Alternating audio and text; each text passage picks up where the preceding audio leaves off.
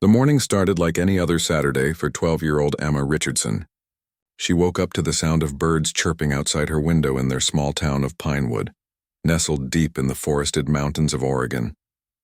Her mother had left early for her nursing shift at the county hospital, leaving a note on the kitchen table reminding Emma to finish her homework and stay inside. But Emma had other plans. Her father, Michael Richardson, had been missing for 3 days now. The police had come to their house twice, asking questions and taking notes, but Emma could see the doubt in their eyes. They thought he had simply left like so many fathers do. They didn't know him like she did. Michael Richardson was a devoted father who never missed a single soccer game, who made pancakes every Sunday morning, and who always tucked Emma in at night with a story.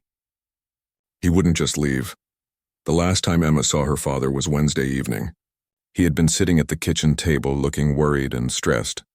His phone kept buzzing with messages that he quickly deleted. When Emma asked if everything was okay, he smiled, that forced smile adults use when they're trying to hide something from children. He told her not to worry, that he just had some business to take care of. That night, he kissed her forehead and said he loved her more than all the stars in the sky. By Thursday morning, he was gone. Emma's mother tried to stay strong, but Emma heard her crying in her bedroom at night. The police detective, a tired-looking woman named Martinez, suggested that Michael might have gotten into some trouble. There were whispers about gambling debts and bad business deals. Emma's mother defended him fiercely, but even she seemed uncertain.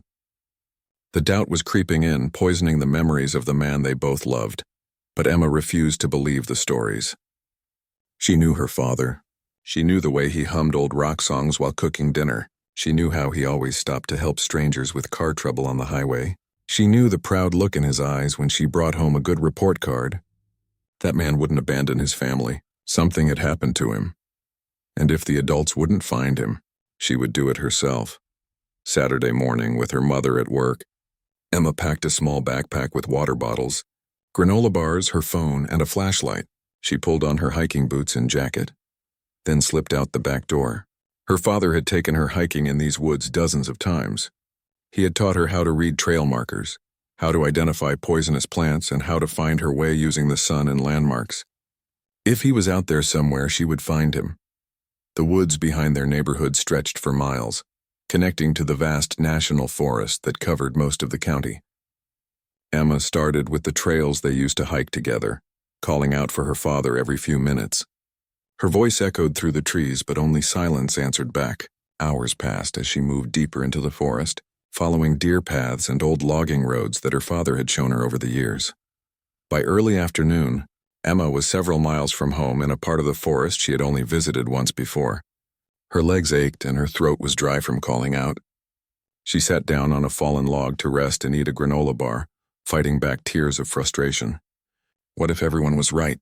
What if her father really had just left them? But deep in her heart, she couldn't accept it. There had to be another explanation. As she sat there, Emma heard something unusual.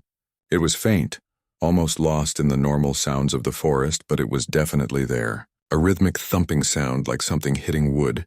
She stood up slowly, her heart beginning to race. The sound was coming from somewhere off the main trail, deeper in the thick undergrowth. Every instinct told her to be careful, but hope pushed her forward. Emma pushed through the dense bushes and low-hanging branches, following the sound. Thorns scratched her arms and spiderwebs caught in her hair, but she kept going. The thumping grew louder, more desperate. Then she heard something else that made her blood run cold. A muffled groan, weak and pained. It was a human sound, and it was coming from just ahead. She broke through a thick wall of brambles into a small clearing she never knew existed. What she saw there would be burned into her memory forever. Tied to a large oak tree in the center of the clearing was her father. His hands were bound behind his back with thick rope, and more rope wrapped around his chest and legs, holding him firmly against the rough bark. A dirty cloth was tied around his mouth as a gag. His face was bruised and swollen, his clothes torn and stained with dirt and blood. For a moment, Emma couldn't move. She couldn't breathe. Her father's eyes, bloodshot and exhausted, suddenly focused on her. They went wide with a mixture of relief and terror. He shook his head violently and made urgent, muffled sounds behind the gag. He was trying to tell her something, trying to warn her. Emma snapped out of her shock and ran toward him. She had to get him free. She had to help him. But as she crossed the clearing, her father's desperate sounds grew louder and more frantic. His eyes weren't looking at her anymore. They were looking past her at something behind her. Emma turned around slowly, her whole body going cold with fear. Standing at the edge of the clearing was a man she had never seen before. He was tall and lean, with a scraggly beard and cold, dark eyes. He wore dirty jeans and a stained jacket, and in his right hand he held a hunting knife that caught the afternoon sunlight filtering through the trees. The man smiled, but there was nothing friendly in that smile. It was the smile of a predator who had just found new prey. Emma's legs felt like they had turned to stone. She couldn't run. She couldn't scream. All she could do was stand there, frozen between her helpless father and this dangerous stranger as the reality of the situation crashed down on her like an avalanche. She hadn't just found her father. She had walked right into the trap of whoever had taken him. And now they were both in terrible danger. The stranger took a step forward, twirling the knife casually in his hand like it was a toy. Emma's mind raced, trying to think of something, anything that could help her and her father escape this nightmare. Behind her, Michael Richardson made desperate sounds through his gag, struggling against the ropes that held him prisoner. The rough bark of the oak tree scraped against his back as he twisted, but the bonds were too tight. Whoever had tied him knew what they were doing. Emma's hand slowly moved to her jacket pocket where her phone sat. If she could just call for help, maybe the police could trace the signal and find them. But the man seemed to read her mind. He wagged his finger at her like a parent scolding a child and shook his head. His voice, when he finally spoke, was surprisingly soft and almost friendly, which somehow made it even more frightening. He told Emma that cell phones don't work very well out here in these deep woods. The mountains and the thick forest block most signals. He had chosen this spot very carefully, he explained, as if he was proud of his planning. He had been using this clearing for his business for years, and nobody had ever found it. Until now, of course. He seemed more amused than angry about Emma's arrival, which terrified her even more than if he had been shouting and threatening. The man introduced himself as Dale, though Emma doubted that was his real name. He explained in that same casual tone that her father had made some poor choices. Michael Richardson had witnessed something he shouldn't have seen. Dale didn't go into details, but from the way he spoke, Emma understood it was something criminal, something serious. Her father had been in the wrong place at the wrong time, and now he was paying the price for it. Dale had been keeping Michael alive because he was waiting for someone. He pulled out an old flip phone from his pocket and checked the time. His associate, he said, would be arriving soon to help him deal with the situation. Emma felt sick to her stomach as she realized what deal with the situation meant. This man was going to kill her father and probably her too now. They knew too much. They had seen his face. They knew about this place. Michael was struggling more violently now, his muffled shouts growing more desperate. Dale walked past Emma, barely glancing at her, and approached the tree. He roughly pulled the gag down from Michael's mouth. Emma's father immediately started speaking, his voice hoarse and cracked from thirst and exhaustion. He begged Dale to let Emma go. She was just a child. She had nothing to do with any of this. He promised he would do whatever Dale wanted, stay quiet about everything he had seen. If Dale would just let his daughter walk away. Dale listened with mock sympathy, nodding along as if he was actually considering the request. Then he laughed, a cold sound that had no real humor in it. He told Michael that the time for bargaining had passed 3 days ago. Things had changed now. The girl had seen his face. She knew where the clearing was located. He couldn't have loose ends walking around. It was just business, nothing personal. He yanked the gag back up over Michael's mouth, cutting off his anguished protests. Emma found her voice finally, though it came out smaller and shakier than she wanted. She told Dale that people knew where she was. Her mother would call the police when she didn't come home. They would search the woods. They would bring dogs and helicopters. Dale would never get away with this. But even as she said the words, she could hear how weak they sounded. Dale heard it too. He smiled again and told her that by the time anyone started seriously looking for her, it would be too late. The forest had ways of hiding things permanently. The minutes crawled by with agonizing slowness. Dale sat down on a tree stump, keeping the knife visible in his hand as a constant reminder of the danger they were in. He occasionally checked his phone, growing slightly more irritated each time. His associate was late, he muttered. Amateur hour? Emma stood frozen in the clearing, her mind running through impossible escape scenarios. Her father's eyes never left her, filled with guilt and desperation and love. She could see him silently praying, his lips moving behind the gag. Emma slowly became aware of other sounds in the forest around them. The usual bird songs had stopped, replaced by an eerie quiet. She remembered her father teaching her that animals often go silent when predators are near. Something was moving through the woods. Dale noticed it too. He stood up from the stump, gripping the knife more firmly, his relaxed demeanor fading into alertness. He called out, asking if that was his associate approaching. The response came not in words, but in the sudden, sharp bark of a dog. Not a friendly bark, but an aggressive, threatening sound that made Dale spin toward the noise. Through the trees, Emma could see movement. Then she heard a voice, clear and authoritative, commanding someone to stop and identify themselves. It was a man's voice, professional and controlled. A cop. Emma's heart leaped with hope. Someone had found them.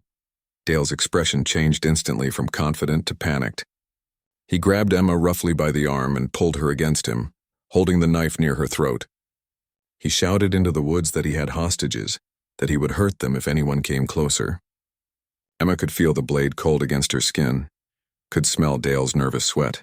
Behind her, she heard her father making anguished sounds, struggling so hard against his ropes that the tree shook.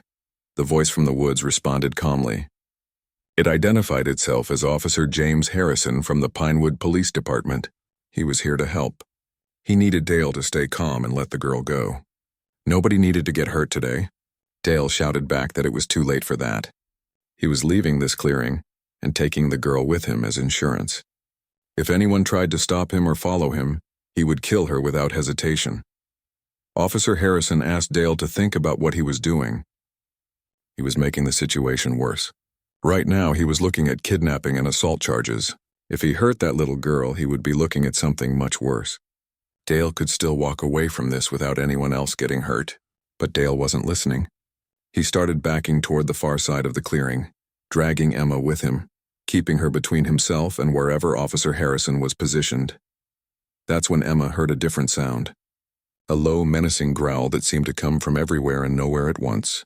Dale heard it too. He stopped moving, his head turning from side to side, trying to locate the source. The growl grew louder, closer. Then, like something from Emma's nightmares, a large German shepherd burst from the undergrowth directly in front of them. The dog was in full attack mode, teeth bared, moving with incredible speed and focus. Dale's grip on Emma loosened for just a second, as shock and fear registered on his face. That second was all Officer Harrison needed. He emerged from the trees to Dale's left, moving with practiced efficiency. He shouted a command to the dog, and the German shepherd adjusted its trajectory slightly. Dale tried to turn, tried to use Emma as a shield, but everything happened too fast. The German shepherd hit Dale like a furry missile, its powerful jaws clamping down on the arm holding the knife. Dale screamed and fell backward, releasing Emma as he went down. The knife flew from his hand and landed several feet away in the dirt. Emma stumbled forward, her legs nearly giving out beneath her from the sudden release. Officer Harrison was there immediately, pushing Emma gently but firmly behind him while keeping his eyes locked on Dale, who was writhing on the ground with the dog maintaining its grip on his arm. Officer Harrison called out a sharp command, and the dog released Dale's arm but remained positioned over him, growling deep in its throat. Any movement from Dale was met with renewed snarling and snapping jaws. The criminal lay there panting and whimpering, his earlier confidence completely shattered. Officer Harrison moved quickly to secure Dale, producing handcuffs from his belt and expertly restraining the man despite his injuries and protests. Within seconds, Dale was no longer a threat.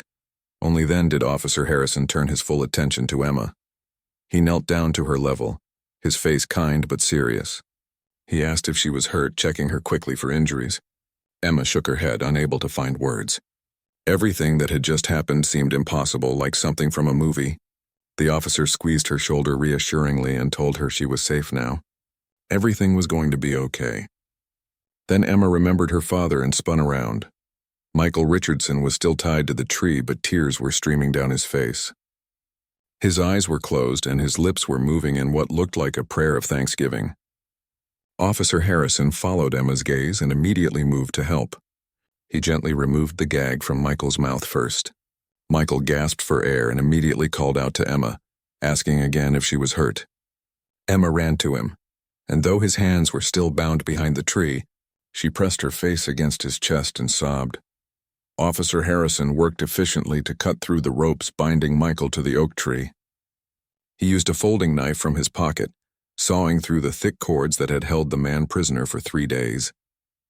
As the ropes fell away, Michael's legs gave out. He would have collapsed if Officer Harrison hadn't caught him. The officer helped him sit down slowly, leaning against the tree for support. Michael's hands and feet were swollen and discolored from the tight bindings cutting off circulation. He needed medical attention, but he seemed only concerned about Emma, the German shepherd.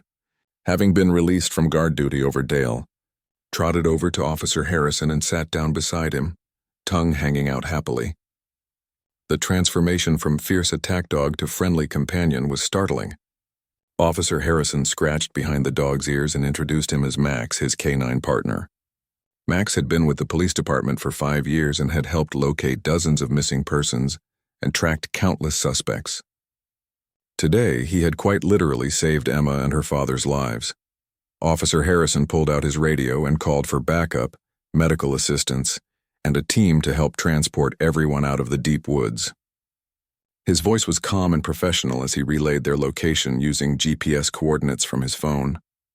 Emma learned that they were nearly 4 miles from the nearest road, in a part of the forest that most people never visited. No wonder Dale had chosen this spot for his criminal activities. It was isolated, hidden, and far from any help. While they waited for backup to arrive, Officer Harrison gave Michael water from his pack and shared energy bars with both Emma and her father. He checked Michael's injuries, noting the bruising, dehydration, and rope burns that covered his wrists and ankles. Michael could barely stand, his body weak from days without proper food or water, and from the stress of his ordeal. But his spirits were lifting now that he knew Emma was safe. That seemed to matter more to him than his own condition. Emma asked Officer Harrison how he had found them. The officer explained that he had been part of the search team looking for her father all week. When Emma's mother called the police station that afternoon, reporting that Emma was also missing, Officer Harrison had a gut feeling about where she might have gone. He knew Emma's family, knew that Emma and her father often hiked these woods together. He grabbed Max and headed out to search the trails, hoping his instincts were correct. Max had picked up Michael's scent near one of the main trails, probably from previous hikes the family had taken. The dog had led Officer Harrison off the beaten path, through the thick undergrowth, following a trail that only his sensitive nose could detect. When they got close enough to the clearing, Max had alerted to the presence of humans. Officer Harrison had approached carefully, not knowing what situation he might be walking into. When he heard Dale threatening Emma, he had known immediate action was necessary. Michael thanked Officer Harrison repeatedly, his voice breaking with emotion. He said he had been praying for 3 days that someone would find him before Dale's associate arrived to kill him. He had lost hope several times, especially during the cold nights when he thought he might die from exposure even if Dale didn't kill him. When Emma had appeared in the clearing, his heart had broken.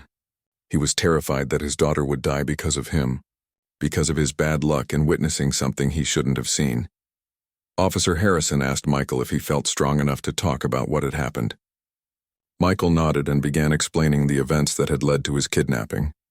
3 days earlier, on Wednesday evening after tucking Emma into bed, Michael had driven to the outskirts of town to meet a potential client for his small construction business. The meeting location should have been his first warning sign, but Michael had been desperate for work. Business had been slow and the bills were piling up.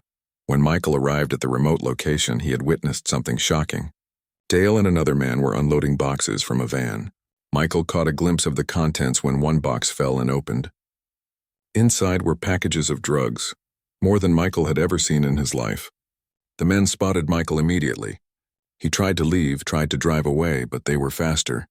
They forced him off the road, dragged him from his car, and brought him to this clearing. Dale had kept Michael alive because he wasn't sure what to do with him. The drug operation was bigger than just Dale. There were other people involved, more dangerous people. Dale was waiting for instructions from his bosses about how to handle the witness. Michael had heard Dale on the phone several times over the past 3 days, arguing with someone about the situation. The person on the other end seemed to be pushing Dale to eliminate the problem permanently, but Dale had kept stalling. Officer Harrison listened intently, recording everything on his phone. This information was valuable. Michael could identify Dale's associate, describe the van, and provide details about the drug operation. What had started as a search and rescue mission had turned into a major drug bust opportunity. Officer Harrison assured Michael that he would be placed in protective custody, along with his family, until all the criminals involved were apprehended. It wasn't safe to go home yet, not until they knew who else was part of the operation. Emma sat close to her father, holding his hand carefully to avoid the rope burns on his wrists. She felt exhausted but also strangely energized. The fear that had gripped her in the clearing was fading, replaced by overwhelming relief. Her father was alive. They were safe. The police officer and his amazing dog had saved them just in time. It felt like a miracle, though Emma knew it was really the result of Officer Harrison's experience, Max's training, and a bit of good luck. The sound of more voices and heavy footsteps announced the arrival of backup. Soon the small clearing was filled with police officers, EMTs, and search and rescue personnel. Dale was hauled to his feet, still handcuffed, and led away by 2 officers. He kept his head down, refusing to look at anyone. Emma noticed he seemed to be limping from where Max had taken him down. She felt no sympathy for the man who had terrorized her father and threatened to kill them both. The paramedics surrounded Michael Richardson, quickly assessing his condition with practiced efficiency. They checked his vital signs, examined his injuries, and started an IV line to combat his severe dehydration. One of the EMTs, a woman named Sarah, spoke to him in a calm, reassuring voice as she worked. She told him he was remarkably lucky considering he had been tied up in the cold forest for 3 days without proper food or water. His body temperature was lower than normal, and he showed signs of exposure and malnutrition, but nothing life-threatening. Emma watched nervously as they loaded her father onto a portable stretcher. The path out of the woods was too narrow and rough for a wheeled gurney, so 4 members of the search and rescue team would have to carry him out. Michael reached out his hand to Emma before they lifted him, and she grabbed it tightly. He promised her that he was going to be fine, that they would get through this together as a family. Emma wanted to believe him, but seeing her strong father looking so weak and vulnerable on that stretcher was heartbreaking. Officer Harrison appeared beside Emma and gently explained that she would need to ride back to town in a separate vehicle. Her father needed to go directly to the hospital in the ambulance, but Emma would be taken to the police station where her mother was already waiting. The officer could see the fear in Emma's eyes at the thought of being separated from her father again. He knelt down and assured her that her dad was in good hands now. The doctors would take excellent care of him, and she would be reunited with both her parents very soon. Before they started the trek out of the forest, one of the senior officers approached Michael on the stretcher. Detective Martinez, the same tired-looking woman who had questioned Emma's mother earlier in the week, stood there with a completely different expression on her face. The skepticism was gone, replaced by respect and something that might have been shame. She apologized to Michael for doubting him, for suggesting he had run away from his responsibilities. She had seen too many cases where men did exactly that, and she had let that experience cloud her judgment. Michael, despite his exhausted state, managed a weak smile and told the detective not to worry about it. He understood why the police had their doubts. He had no criminal record, no history of trouble, but he also had financial stress, and the statistical odds were against a more sinister explanation for his disappearance. Detective Martinez nodded gratefully and promised that she would personally oversee the investigation into the drug operation. Dale and his associates would face serious prison time for what they had done. The journey out of the forest took over an hour. Emma walked alongside Officer Harrison and Max, following the stretcher team that carried her father. The path they took was different from the route Emma had used to enter the woods. Officer Harrison explained that he and Max had taken a more direct route from the north side, cutting through private property with permission from the landowner. This route was shorter but required crossing a steep ravine and navigating some difficult terrain that Emma wouldn't have been able to manage alone. As they walked, Officer Harrison told Emma about his experiences as a canine handler. He had been working with dogs for over a decade, and Max was his third partner. Each dog had a unique personality and special skills. Max was particularly gifted at tracking and search and rescue work. The German Shepherd had once tracked a lost child for 6 miles through a snowstorm and had helped locate an elderly dementia patient who had wandered away from a care facility. Today's rescue would be another proud entry in Max's service record. Emma reached down to pet Max as they walked. The dog's tail wagged happily, and he pressed his head against her hand. It was hard to believe this friendly, gentle animal was the same fierce protector who had taken down Dale just an hour earlier. Officer Harrison explained that the dogs were trained to distinguish between work mode and rest mode. When wearing their special working harness, they knew to be alert and focused. When the harness came off, they could relax and just be regular dogs. It was important for their mental health and effectiveness. The group finally emerged from the forest onto a dirt access road where several police vehicles and an ambulance were waiting. Emma's father was quickly loaded into the ambulance. Before the doors closed, Michael called out to Emma one more time, telling her that he loved her. Emma shouted back that she loved him too. Then the ambulance drove away, its lights flashing but no siren blaring. The EMT had explained that Michael's condition was stable enough that they didn't need to rush, which Emma found somewhat reassuring. Officer Harrison guided Emma to his patrol car. Max hopped into the special compartment in the back, designed for police dogs with comfortable padding and good ventilation. Emma sat in the front passenger seat, something she had never done in a police car before. She had always imagined that riding in a police car would feel scary, but with Officer Harrison it just felt safe. He asked if she wanted to call her mother, and Emma realized she had completely forgotten about her phone during the entire ordeal in the clearing. She pulled out her phone and saw dozens of missed calls and text messages from her mother. Emma's hand shook as she dialed. Her mother answered on the first ring, her voice frantic and choked with tears. Emma immediately reassured her that she was safe, that Dad was safe, that they had been found. Her mother broke down sobbing, unable to form coherent words for several long seconds. When she finally composed herself enough to speak, she told Emma that she was at the police station and would be waiting when they arrived. The drive back to town gave Emma time to process everything that had happened. The adrenaline that had kept her moving through the day was wearing off, leaving her feeling exhausted and shaky. Officer Harrison noticed and tried to keep her talking, asking about school, her hobbies, and her relationship with her father.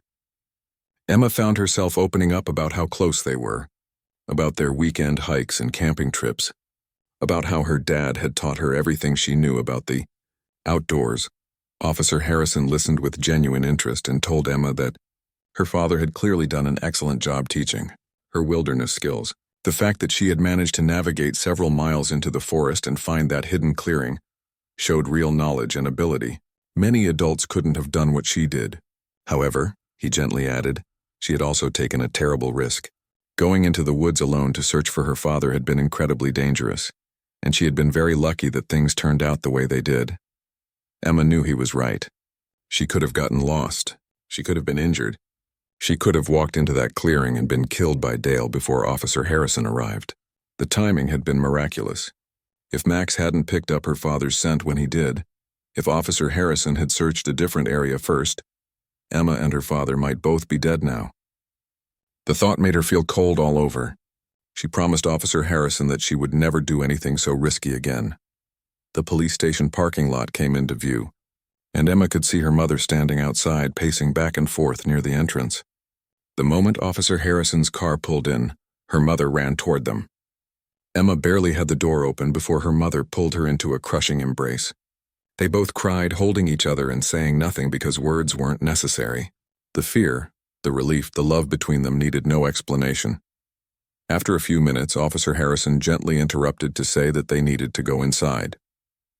There were some questions Emma would need to answer about what happened in the clearing, and Detective Martinez wanted to get her statement while the events were still fresh in her memory. Emma's mother held her hand tightly as they walked into the police station together. The building, which had seemed cold and intimidating earlier in the week, now felt like a place of safety and justice. Inside the police station, Detective Martinez led Emma and her mother to a comfortable interview room that looked nothing like the stark interrogation rooms shown on television. This room had soft lighting, padded chairs, and even some children's books and toys in one corner.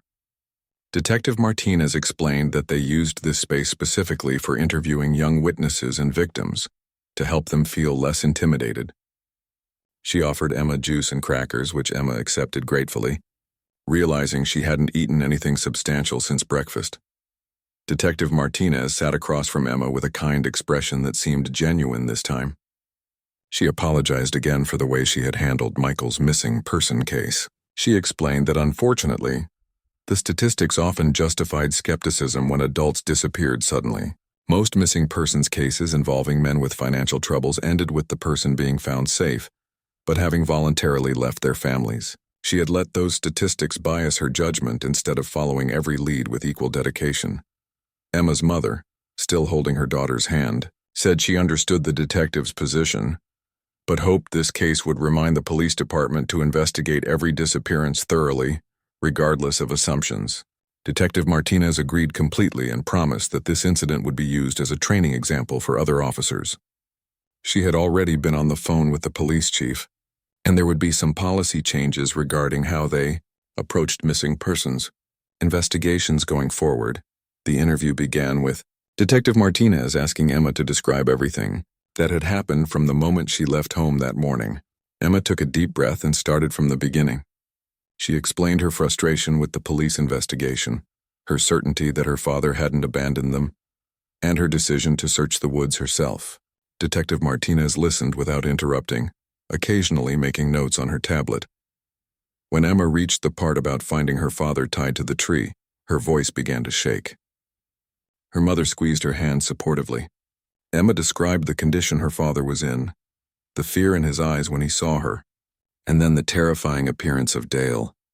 She recounted every detail she could remember about the man, from his physical description to the way he spoke, to the casual cruelty in his manner. Detective Martinez asked specific questions about whether Dale had mentioned any names or places that might help identify his associates. Emma tried hard to remember every word Dale had said. She recalled him checking his phone repeatedly, waiting for someone called his associate. He had mentioned that the clearing had been used for years without discovery, suggesting this wasn't his first criminal operation. He had talked about Michael witnessing something he shouldn't have seen, and about making decisions that were just business. Every detail, no matter how small, could be important to the investigation. Then Emma described the moment when Officer Harrison and Max arrived. She talked about the dog's fierce attack, about Dale dropping the knife, about how quickly everything changed from hopeless to safe. Detective Martinez smiled at that part and commented that Officer Harrison and Max had excellent timing. She explained that Officer Harrison was one of their best officers, with exceptional instincts for search and rescue work. His decision to trust his gut feeling about where Emma might have gone had quite literally saved 2 lives today. The interview lasted about 45 minutes. By the end, Emma was exhausted, barely able to keep her eyes open. Detective Martinez thanked her for being so brave and for providing such detailed information. She assured Emma that they would catch everyone involved in the drug operation. Dale was already in custody and would be formally charged within hours. They had also put out alerts for the vehicle Michael had described and were actively searching for Dale's associate. Emma's mother asked about Michael's condition, and Detective Martinez made a quick phone call to the hospital. She listened for a moment, then smiled with relief. Michael was in stable condition. The doctors were keeping him overnight for observation and continued IV hydration, but he was expected to make a full recovery. He was already demanding to see his family, which the hospital staff took as a good sign. His spirit clearly hadn't been broken by the ordeal. However, Detective Martinez explained that there was a complication regarding their safety. Until all members of the drug operation were apprehended, the Richardson family would need protection. Dale had proven willing to kill to protect the operation, and his superiors were likely even more dangerous. The police department was arranging for the family to stay in a safe location, possibly a hotel in a neighboring county, with police protection until the investigation concluded. Emma's mother looked worried at this news but nodded her understanding. She asked how long they might need to stay in protective custody. Detective Martinez admitted she couldn't give a specific timeline. It could be a few days or a few weeks, depending on how quickly they could locate and arrest the other suspects. The detective promised to personally ensure the family's safety and to keep them updated on the investigation's progress. A uniformed officer appeared at the door to let them know that a room had been secured at a hotel 30 miles away. A police escort would take them there shortly. First, though, they would make a stop at the hospital so Emma could see her father. Detective Martinez said she had cleared it with the hospital administration. Michael needed to see his daughter, and Emma clearly needs. The family spent another hour together in the hospital room before the police escort indicated it was time to head to the Safe House Hotel. Leaving Michael was difficult for both Emma and her mother, but the hospital staff assured them he would be well cared for and that they could return first thing in the morning. Michael made them promise to get some rest and to try not to worry about him. He would be fine here with doctors and nurses watching over him constantly. The hotel was located in the neighboring county, far enough from Pinewood to provide security, but close enough that they could easily visit Michael at the hospital. The building was a modest 3-story structure near the highway, the kind of place business travelers used for overnight stops. 2 police officers would be stationed outside their room at all times, working in shifts to provide continuous protection. Detective Martinez assured them the officers were experienced and trustworthy. Their room was simple but comfortable, with 2 queen beds, a small table, and a television. Someone from the police department had already been there to stock the mini refrigerator with drinks and snacks. Clean clothes in approximately the right sizes had been laid out on one of the beds, since Emma and her mother had left home that morning with no plans to stay away overnight. These small gestures of thoughtfulness touched Emma's mother deeply, bringing fresh tears to her eyes. That first night in the hotel was strange and unsettling. Despite her exhaustion, Emma found it difficult to sleep. Every time she closed her eyes, she saw Dale's face or the image of her father tied to that tree. Her mother seemed to be having similar troubles. Emma could hear her moving around restlessly in the other bed, occasionally getting up to look out the window or check that the door was properly locked. The presence of armed police officers just outside their door was both comforting and frightening, a reminder that the danger hadn't completely passed. Morning came slowly. Emma and her mother were both awake before dawn, neither having slept more than a few hours. They showered and dressed in the borrowed clothes, then waited impatiently for visiting hours at the hospital to begin. One of the officers brought them breakfast from a nearby restaurant, and Emma forced herself to eat even though she had little appetite. Her mother kept checking her phone for updates from Detective Martinez. At the hospital, they found Michael looking significantly better than he had the previous evening. The color had returned to his face, and he was sitting up in bed rather than lying down. He had eaten a full breakfast, the nurse reported proudly, and his vital signs were all improving. The doctor had even suggested he might be able to leave the hospital a day earlier than originally planned if his progress continued at this pace. Michael wanted to hear every detail about the hotel and the security arrangements. He asked questions about the police officers, about whether Emma and her mother felt safe, about what they had eaten and how they had slept. It was clear he was struggling with guilt over putting his family through this ordeal. Emma's mother kept reassuring him that none of this was his fault. He had simply been in the wrong place at the wrong time. Anyone could have ended up in the same situation. Detective Martinez arrived mid-morning with significant news. The police had arrested Dale's associate, a man named Rick Morrison, at a truck stop on the interstate. He had been trying to flee the state when highway patrol officers pulled him over for a routine traffic violation and recognized him from the alert. Morrison was now in custody and facing charges that included kidnapping, attempted murder, and drug trafficking. More arrests were expected as investigators continued to unravel the drug operation. Even better news was that the investigation had progressed so rapidly that the Richardson family might not need to remain in protective custody for as long as originally feared. The major players in the drug network were either in custody or had been identified and were being actively pursued. Detective Martinez believed that within a week, maybe less, the family could return to their normal lives. This lifted everyone's spirits considerably. The thought of going home, of sleeping in their own beds and returning to their routines, seemed like a distant dream, but one that was now becoming possible. Detective Martinez also arranged for Officer Harrison to visit later that afternoon. He arrived with Max, who was wearing his official police harness and looking very professional. But the moment Max saw Emma, his tail started wagging furiously. Officer Harrison laughed and removed the harness, giving Max permission to relax. The dog immediately trotted over to Emma and nuzzled her hand, clearly remembering her from their adventure in the woods. Emma knelt down and hugged Max, burying her face in his thick fur. She thanked him for saving her and her father, even though she knew the dog couldn't understand her words. But Max seemed to understand her emotions. He sat patiently while she hugged him, occasionally licking her face with his large tongue. Officer Harrison watched with a smile, saying that Max had a special sense about people who needed comfort. Officer Harrison also checked on Michael's condition, genuinely pleased to see how much the man had improved in just 24 hours. Michael shook the officer's hand firmly, despite the bandages on his wrist, and thanked him with tears in his eyes. He said there were no words adequate to express his gratitude for what Officer Harrison and Max had done. They had saved his life and his daughter's life. He owed them everything. The officer, looking embarrassed by the praise, tried to downplay his role. He explained that he was just doing his job, that any officer would have done the same thing. But Michael wouldn't let him dismiss it so easily. Officer Harrison had trusted his instincts when he could have searched elsewhere. He had acted quickly and decisively in the clearing when seconds mattered.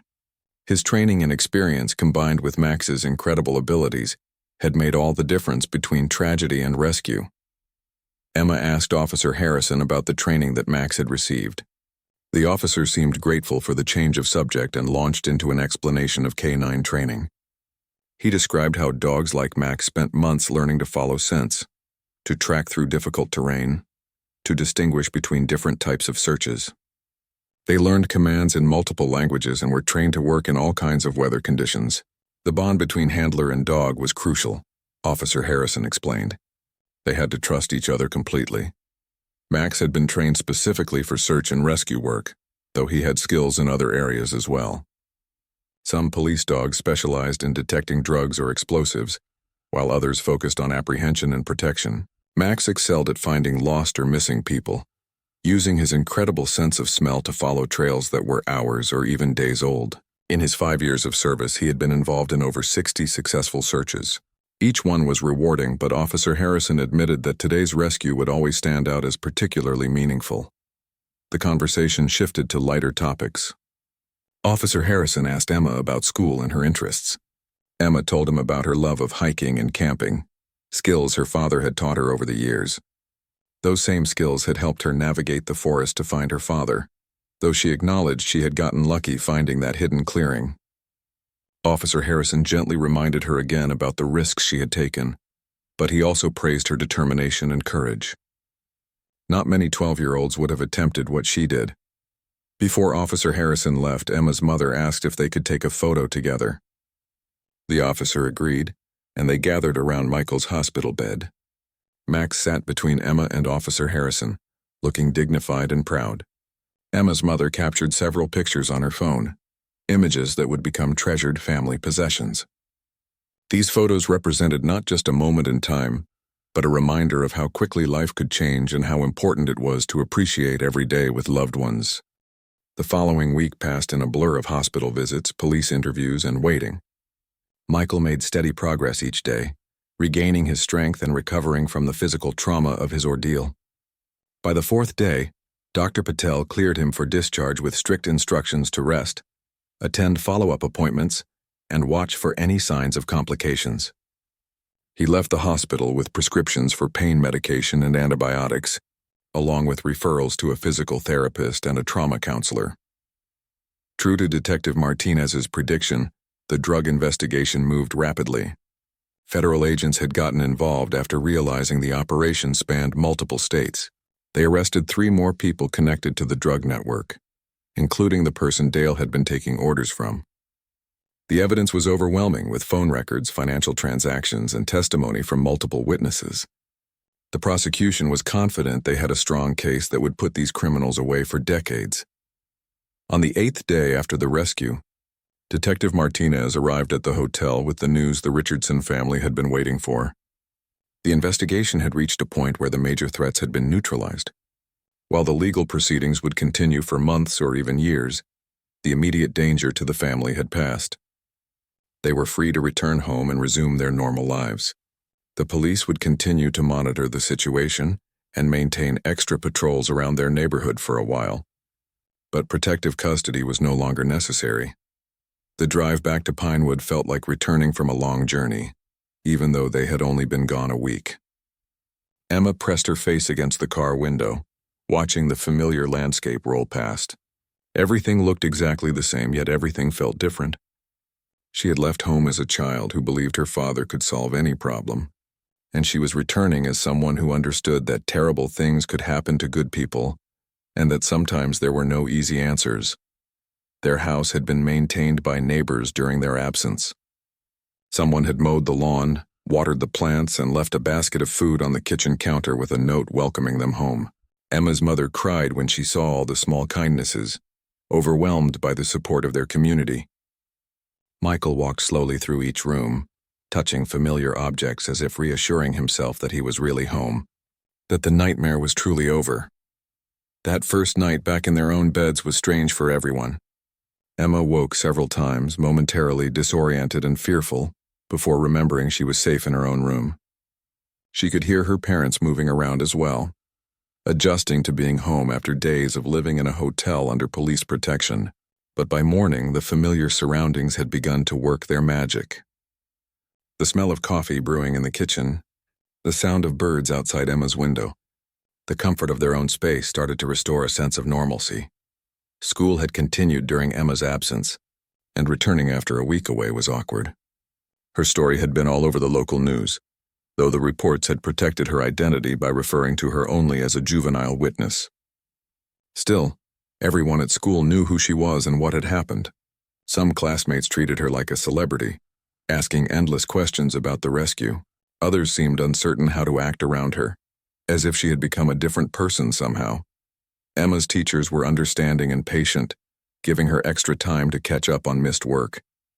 The school counselor met with her several times, checking on her emotional well-being and providing a safe space to talk about the experience. Emma appreciated the concern, but she found it difficult to put her feelings into words. How could she explain the terror of facing Dale in that clearing, or the relief of seeing Officer Harrison and Max arrive just in time? How could she describe the guilt she felt for putting herself in danger, or the pride she felt for finding her father when everyone else had given up? The family began seeing the trauma counselor that Dr. Patel had recommended. Her name was Mrs. Chen, and she specialized in helping families recover from violent experiences. The sessions were sometimes difficult, forcing them to confront emotions they would have preferred to bury. Michael struggled with anger at Dale and the others who had put his family through this ordeal. Emma's mother grappled with the guilt of having doubted her husband. Emma found herself having nightmares about the clearing, waking in a panic before remembering she was safe at home. But slowly, gradually, the healing began. Mrs. Chen taught them coping strategies for dealing with anxiety and intrusive thoughts. She helped them understand that their reactions were normal responses to abnormal circumstances. She encouraged them to support each other, while also acknowledging their individual struggles. The road to recovery would be long, she warned, but they had already taken the hardest steps by surviving the trauma and seeking help to process it. 6 weeks after the rescue, the police department held a special ceremony at City Hall. Officer Harrison and Max were officially recognized for their heroic actions in rescuing the Richardson family. The police chief presented Officer Harrison with a commendation for bravery and outstanding service. Max received a special medal designed for K-9 officers, along with a basket of treats and toys that made everyone in the audience laugh. The Richardson family attended the ceremony, sitting in the front row. When the police chief asked if anyone wanted to speak, Michael slowly stood up. His voice was steady as he addressed the room full of officers, officials, and community members. He spoke about the terror of those 3 days tied to a tree, believing he would die without ever seeing his family again. He described the moment when his daughter appeared in the clearing, followed by the horror of realizing she was now in danger too. And then he talked about the incredible relief and gratitude he felt when Officer Harrison and Max arrived. Michael emphasized that Officer Harrison's instincts and quick action had saved 2 lives that day. He praised Max's training and bravery, noting that the dog had transformed from fierce protector to gentle companion in moments. He thanked the entire police department for their professionalism and dedication, including Detective Martinez for leading the investigation that brought the criminals to justice. By the time he finished speaking, there wasn't a dry eye in the room. Emma also stood to speak briefly. She thanked Officer Harrison for believing in his instincts and for taking the time to search for her, when he could have dismissed her disappearance as a child running away. She thanked Max for being the best dog in the world. Her simple words, delivered with the honest emotion of a child, resonated powerfully with everyone present. The audience erupted in applause, and Officer Harrison had to wipe tears from his eyes. After the ceremony, there was a reception with refreshments and an opportunity for people to meet Max.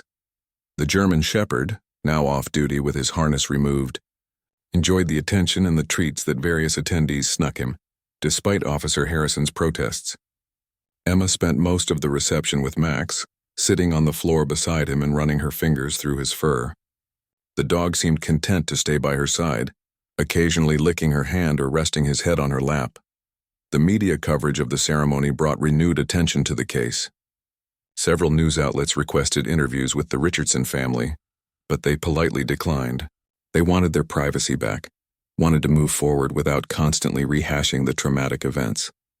The police department supported their decision and issued a statement asking the media to respect the family's wishes. Gradually, the attention faded as other stories took prominence in the news cycle. Life continued to move forward. Michael returned to work part-time, gradually rebuilding his construction business. Some clients had stayed loyal during his disappearance, while others had moved on to different contractors.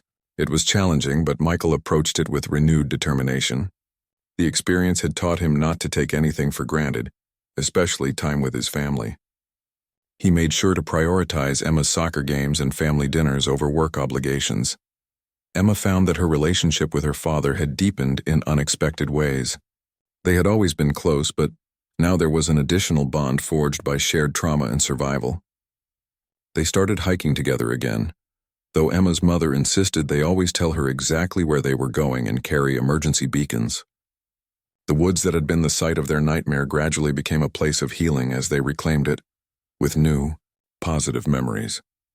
The legal proceedings against Dale, Rick Morrison, and the others involved in the drug operation took months to work through the court system. Michael had to testify at several hearings and depositions, reliving the trauma each time. But he did it willingly, knowing that his testimony was crucial to ensuring these dangerous criminals faced justice. Eventually, all the defendants either pleaded guilty or were convicted at trial. Dale received a 25-year sentence for kidnapping, attempted murder, and drug trafficking. The others received varying sentences based on their level of involvement. One Saturday morning, nearly a year after the rescue, Officer Harrison called the Richardson family with an invitation. The police department was hosting a K-9 demonstration at the park, and he wondered if Emma would like to attend. And the following week passed in a blur of hospital visits, police interviews, and waiting. Michael made steady progress each day, regaining his strength and recovering from the physical trauma of his ordeal. By the fourth day, Dr. Patel cleared him for discharge with strict instructions to rest, attend follow-up appointments, and watch for any signs of complications. He left the hospital with prescriptions for pain medication and antibiotics, along with referrals to a physical therapist and a trauma counselor. True to Detective Martinez's prediction, the drug investigation moved rapidly. Federal agents had gotten involved after realizing the operation spanned multiple states. They arrested 3 more people connected to the drug network, including the person Dale had been taking orders from. The evidence was overwhelming, with phone records, financial transactions, and testimony from multiple witnesses. The prosecution was confident they had a strong case that would put these criminals away for decades. On the 8th day after the rescue, Detective Martinez arrived at the hotel with the news the Richardson family had been waiting for. The investigation had reached a point where the major threats had been neutralized. While the legal proceedings would continue for months or even years, the immediate danger to the family had passed. They were free to return home and resume their normal lives. The police would continue to monitor the situation and maintain extra patrols around their neighborhood for a while. But protective custody was no longer necessary. The drive back to Pinewood felt like returning from a long journey, even though they had only been gone a week. Emma pressed her face against the car window, watching the familiar landscape roll past. Everything looked exactly the same, yet everything felt different. She had left home as a child who believed her father could solve any problem, and she was returning as someone who understood that terrible things could happen to good people, and that sometimes there were no easy answers. Their house had been maintained by neighbors during their absence. Someone had mowed the lawn, watered the plants, and left a basket of food on the kitchen counter with a note welcoming them home. Emma's mother cried when she saw all the small kindnesses, overwhelmed by the support of their community. Michael walked slowly through each room, touching familiar objects as if reassuring himself that he was really home, that the nightmare was truly over. That first night back in their own beds was strange for everyone. Emma woke several times, momentarily disoriented and fearful before remembering she was safe in her own room. She could hear her parents moving around as well, adjusting to being home after days of living in a hotel under police protection. But by morning, the familiar surroundings had begun to work their magic. The smell of coffee brewing in the kitchen, the sound of birds outside Emma's window, the comfort of their own space started to restore a sense of normalcy. School had continued during Emma's absence, and returning after a week away was awkward. Her story had been all over the local news, though the reports had protected her identity by referring to her only as a juvenile witness. Still, everyone at school knew who she was and what had happened. Some classmates treated her like a celebrity, asking endless questions about the rescue. Others seemed uncertain how to act around her, as if she had become a different person somehow. Emma's teachers were understanding and patient, giving her extra time to catch up on missed work. The school counselor met with her several times, checking on her emotional well-being and providing a safe space to talk about the experience. Emma appreciated the concern, but she found it difficult to put her feelings into words. How could she explain the terror of facing Dale in that clearing, or the relief of seeing Officer Harrison and Max arrive just in time? How could she describe the guilt she felt for putting herself in danger, or the pride she felt for finding her father when everyone else had given up? The family began seeing the trauma counselor that Dr. Patel had recommended. Her name was Mrs. Chen, and she specialized in helping families recover from violent experiences. The sessions were sometimes difficult, forcing them to confront emotions they would have preferred to bury. Michael struggled with anger at Dale and the others who had put his family through this ordeal. Emma's mother grappled with the guilt of having doubted her husband. Emma found herself having nightmares about the clearing, waking in a panic before remembering she was safe at home. But slowly, gradually, the healing began. Mrs. Chen taught them coping strategies for dealing with anxiety and intrusive thoughts. She helped them understand that their reactions were normal responses to abnormal circumstances. She encouraged them to support each other, while also acknowledging their individual struggles. The road to recovery would be long, she warned, but they had already taken the hardest steps by surviving the trauma and seeking help to process it. 6 weeks after the rescue, the police department held a special ceremony at City Hall. Officer Harrison and Max were officially recognized for their heroic actions in rescuing the Richardson family. The police chief presented Officer Harrison with a commendation for bravery and outstanding service. Max received a special medal designed for canine officers, along with a basket of treats and toys that made everyone in the audience laugh. The Richardson family attended the ceremony, sitting in the front row. When the police chief asked if anyone wanted to speak, Michael slowly stood up. His voice was steady as he addressed the room full of officers, officials, and community members. He spoke about the terror of those 3 days tied to a tree, believing he would die without ever seeing his family again. He described the moment when his daughter appeared in the clearing, followed by the horror of realizing she was now in danger too. And then he talked about the incredible relief and gratitude he felt when Officer Harrison and Max arrived. Michael emphasized that Officer Harrison's instincts and quick action had saved 2 lives that day. He praised Max's training and bravery, noting that the dog had transformed from fierce protector to gentle companion in moments. He thanked the entire police department for their professionalism and dedication, including Detective Martinez for leading the investigation that brought the criminals to justice. By the time he finished speaking, there wasn't a dry eye in the room. Emma also stood to speak briefly. She thanked Officer Harrison for believing in his instincts and for taking the time to search for her when he could have dismissed her disappearance as a child running away. She thanked Max for being the best dog in the world. Her simple words, delivered with the honest emotion of a child, resonated powerfully with everyone present. The audience erupted in applause, and Officer Harrison had to wipe tears from his eyes. After the ceremony, There was a reception with refreshments and an opportunity for people to meet Max. The German shepherd, now off duty with his harness removed, enjoyed the attention and the treats that various attendees snuck him, despite Officer Harrison's protests. Emma spent most of the reception with Max, sitting on the floor beside him and running her fingers through his fur. The dog seemed content to stay by her side, occasionally licking her hand or resting his head on her lap.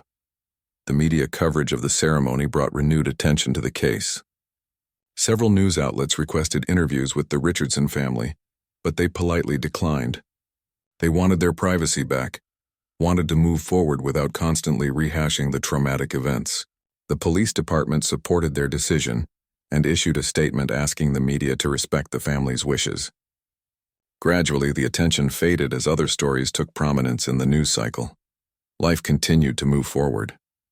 Michael returned to work part-time, gradually rebuilding his construction business. Some clients had stayed loyal during his disappearance, while others had moved on to different contractors. It was challenging, but Michael approached it with renewed determination. The experience had taught him not to take anything for granted, especially time with his family. He made sure to prioritize Emma's soccer games and family dinners over work obligations. Emma found that her relationship with her father had deepened in unexpected ways. They had always been close, but now there was an additional bond forged by shared trauma and survival. They started hiking together again, though Emma's mother insisted they always tell her exactly where they were going and carry emergency beacons. The woods that had been the site of their nightmare gradually became a place of healing, as they reclaimed it with new, positive memories. The legal proceedings against Dale, Rick Morrison, and the others involved in the drug operation took months to work through the court system. Michael had to testify at several hearings and depositions, reliving the trauma each time, but he did it willingly, knowing that his testimony was crucial to ensuring these dangerous criminals faced justice. Eventually, all the defendants either pleaded guilty or were convicted at trial. Dale received a 25-year sentence for kidnapping, attempted murder, and drug trafficking. The others received varying sentences based on their level of involvement. One Saturday morning, nearly a year after the rescue, Officer Harrison called the Richardson family with an invitation. The police department was hosting a K-9 demonstration at the park, and he wondered if Emma would like to attend and